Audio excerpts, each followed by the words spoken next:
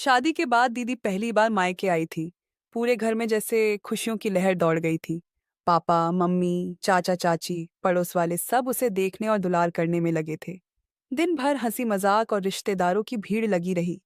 लेकिन मेरे दिल में एक अलग ही बेचैनी थी, क्योंकि दीदी अब पहले जैसी नहीं रही थी।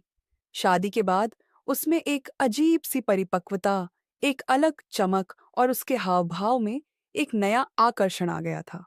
मैं दिन भर उसे देखता रहा, कभी उसकी मुस्कान पर, कभी उसके चेहरे की थकान पर, कभी उसकी आंखों में छिपे उस दर्द पर जो शायद कोई और नहीं देख पा रहा था।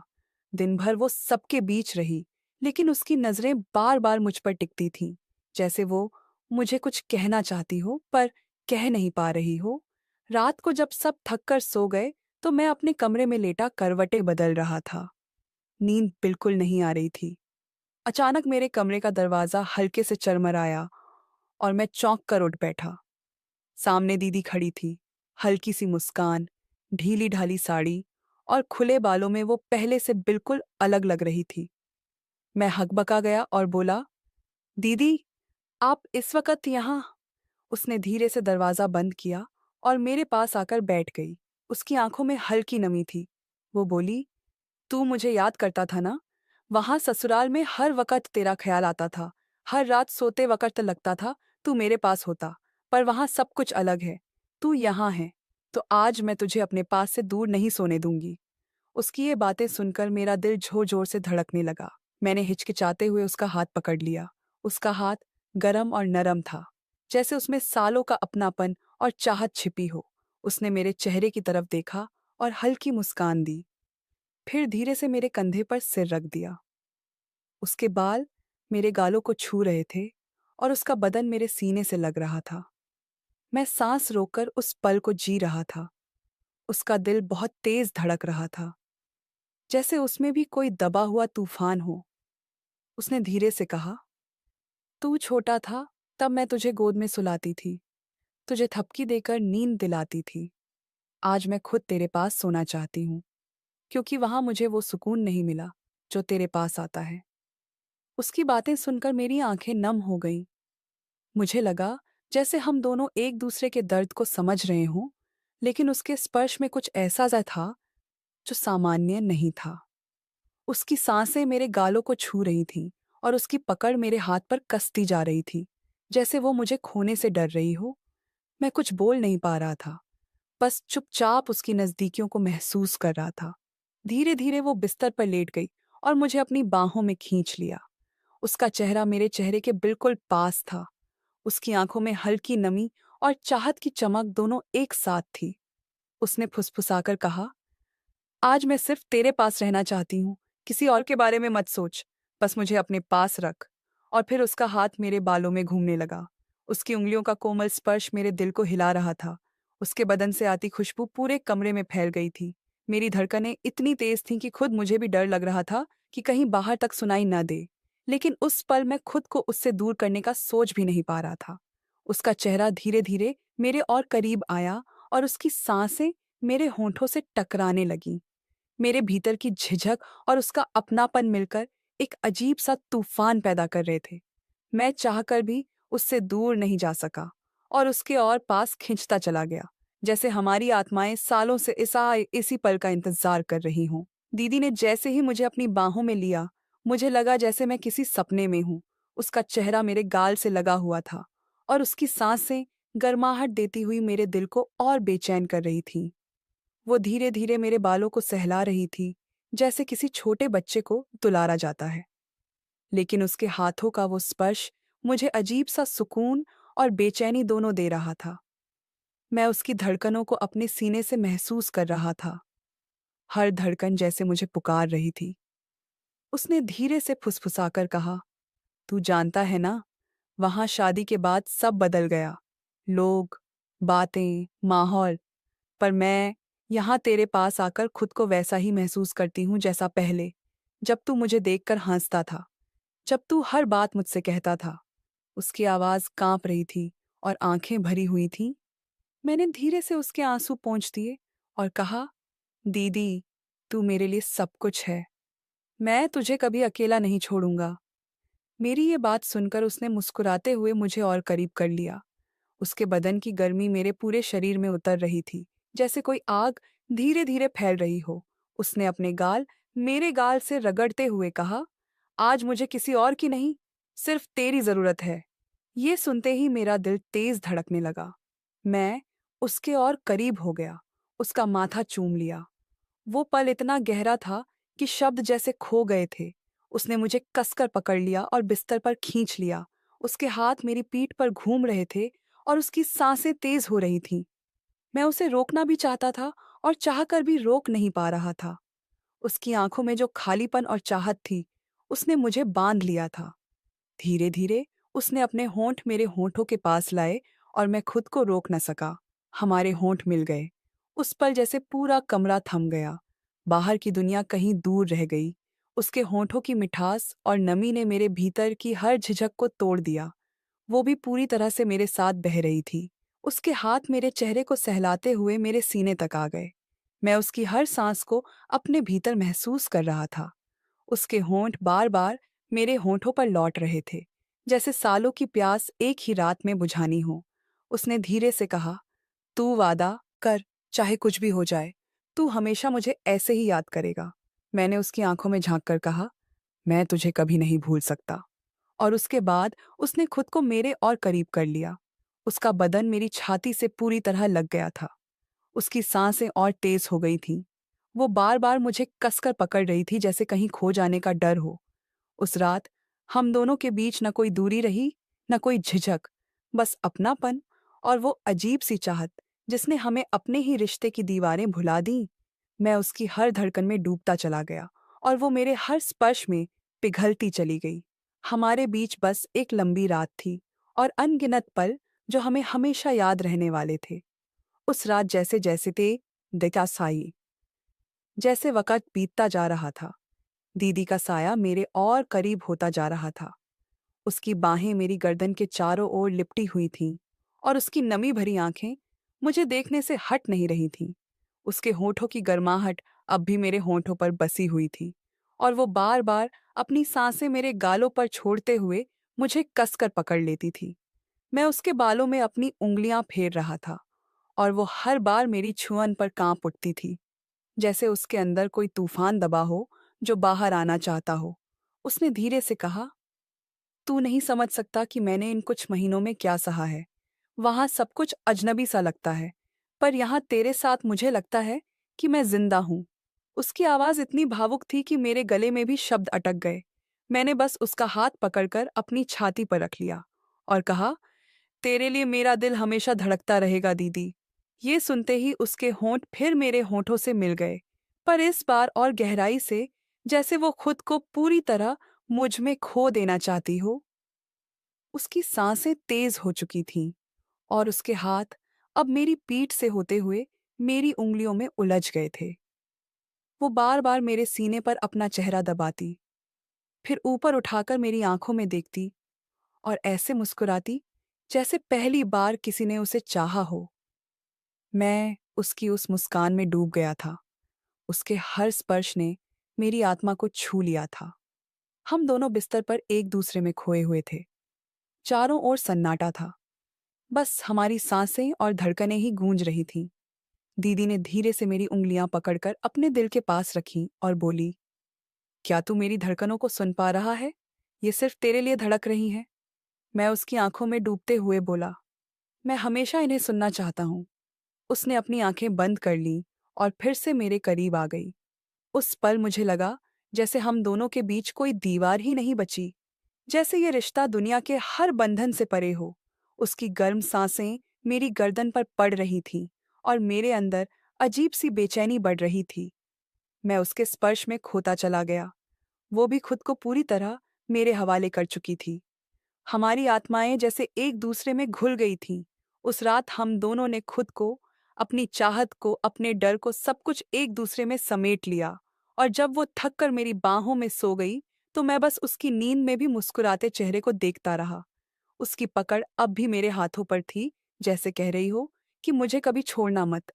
और मैं भी उसी पल ये तय कर चुका था कि चाहे कुछ भी हो, मैं उसे हमेशा ऐसे ही अपने दिल में संजो कर रखूंगा, क्योंकि वो सिर्फ मेरी दीदी नहीं थी, वो मेरी पहली मोहब्बत भी बन चुकी थी। सुबह की हल्की हल्की धूप जब खिड़की से होकर कमरे में आई तो मेरी आंख खुली, पर मैं चौंक गया, क्योंकि दीदी अब भी मेरी बाहों में उसी तरह सिमटी हुई थी जैसे पूरी रात उसने एक पल के लिए भी मुझे छोड़ना नहीं चाहा हो। उसका चेहरा मेरी छाती पर टिका हुआ था और उसके होंठों पर हल्की सी मुस्कान खेल रही थी। उसके बाल बिखरे हुए थे और माथे पर हल्का पसीना चमक रहा था। मैं उसे देखता रहा। मुझे यकीन ही नहीं हो रहा था कि ये सब सच है या कोई सपना। मैंने धीरे से उसकी उंगलियों को थामा और दबाया, तो वो आंखें खोलकर मुझे देखने लगी। उसकी आंखों में नींद और प्यार का अजीब सा मिश्रण था। उसने मुझे देखा और बिना कुछ कहे फिर से अपनी नाक मेरे गले में छुपा ली।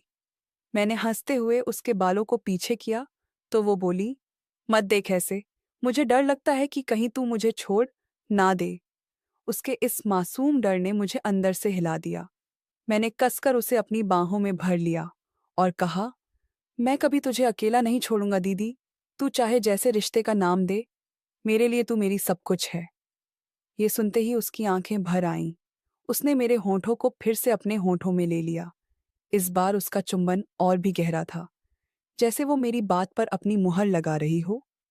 उसके स्पर्श में अब उतावलापन नहीं था, बल्कि एक गहरी तसल्ली थी, एक अपनापन था। हम दोनों एक दूसरे में ऐसे खो गए कि समय का एहसास ही नहीं रहा। कमरे में अब भी शांति थी, पर हमारे अंदर तूफान था। उसकी सांसों की गर्मी मेरी त्वचा में उतर रही थी और मैं हर लम्हे उसे और अपने करीब पाना चाहता था। दीदी ने मेरी हथेली पकड़कर अपने दिल पर रखी और बोली, जब तू मेरे साथ होता है ना, तो मुझे लगता है जैसे मैं फिर से वही पुरानी पायल हूँ, तेरी बचपन वाली पायल, जो तेरे बिना कभी सो भी नहीं पाती थी। उसकी ये बात सुनकर मेरी आंखें भी नम हो गईं। मैं समझ गया कि उसकी मुस्कान के पीछे कितनी तन्हाई है, कितनी पीड़ा है। शायद ससुराल की दीवारों ने उसे दबा दिया था और मैं ही वो जगह था जहां वो फिर से सांस ले पा रही थी। मैंने उसके माथे को चूमा और कहा, तू हमेशा वही रहेगी दीदी, और मैं हमेशा वही छोटा सा भाई रहूंगा जो तुझसे सबसे ज्यादा प्यार करता है। ये कहते हुए वे मेरा बेरा गला भर आया। दीदी ने मेरी आंखों के आंसू पोंछे और फिर मुझे अपनी बाहों में खींच लिया। उस आलिंगन में इतनी गहराई थी कि लगा जैसे सारी दुनिया वहीं थम गई हो। उसकी गर्माहट ने मेरे अंदर की हर कमी को पूरा कर दिया था। हम दोनों उस दिन पूरे दिन कमरे में ही रहे। बाहर किसी को भनक भी नहीं लगी कि हमारे बीच कैसी कहानियां चल रही हैं। बस हम एक दूसरे में गुम थे। न कोई डर, न कोई झिझक, बस एक दूसरे का साथ। और रात जब फिर से अंधेरा हुआ तो दीदी ने धीमे से मेरे कान में फुसफुसाकर कहा, आज की रात मुझे फिर से खोने मत देना। और उसकी आवाज में जो कंपन था, उसने मेरे दिल को और भी बेचैन कर दिया। मैंने उसकी आंखों में देखा और बिना एक शब्द कहे उसे अपनी बाहों में उठा लिया, जैसे दुनिया की हर कसमें उसी पल निभानी हो। रात का अंधेरा धीरे धीरे गहराने लगा था। घर के सारे लोग अपने अपने कमरों में सो चुके थे और पूरे आंगन में सिर्फ झींगरों की आवाज गुमराह वेंट आवाज गूंज रही थी। कमरे के भीतर दीदी मेरी बाहों में चुपचाप लेटी हुई थी। उसके चेहरे पर हल्की रोशनी पड़ रही थी, जो खिड़की से आ रहे चांदनी की वजह से थी। मैं उसकी आंखों में झांक रहा था और वो मेरी तरफ देख रही थी, जैसे कुछ कहना चाह रही हो पर कह नहीं पा रही। मैंने धीरे से उसका चेहरा अपनी हथेली में लिया और पूछा, क्या सोच रही है?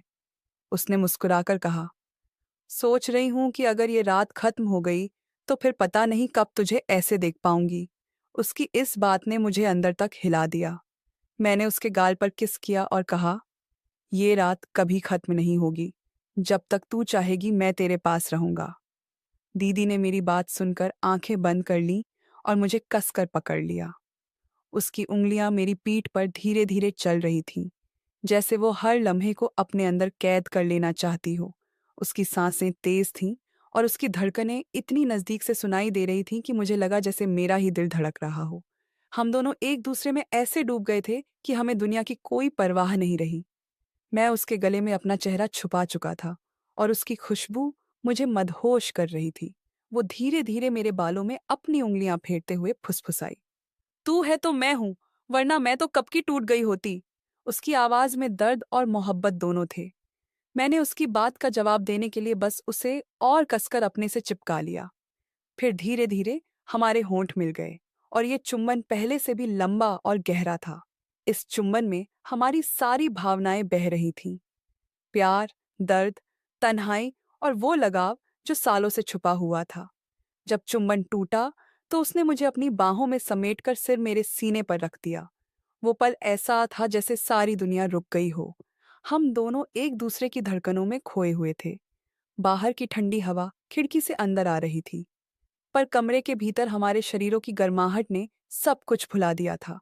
रात धीरे धीरे और गहरी होती गई और हम दोनों एक दूसरे बदसे में और सिमटते चले गए।